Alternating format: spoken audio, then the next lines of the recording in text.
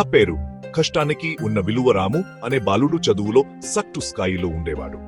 పరీక్షలు దగ్గర పడుతున్నా అతడు ఎక్కువగా ఆటల్లోనే సమయం గడిపేవాడు.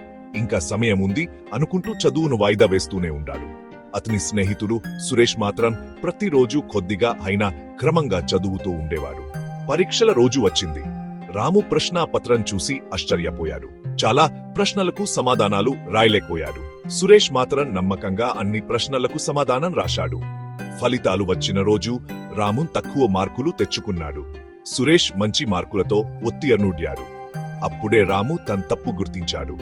తరువాత తప్పకుండా కష్టపడి చదువుతాను అని నిర్ణయించుకున్నాడు.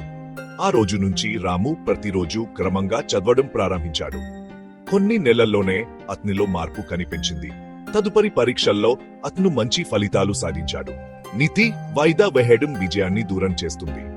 క్రమశిక్షణతో చేసిన కష్టం ఎప్పుడూ ఫలిస్తుంది.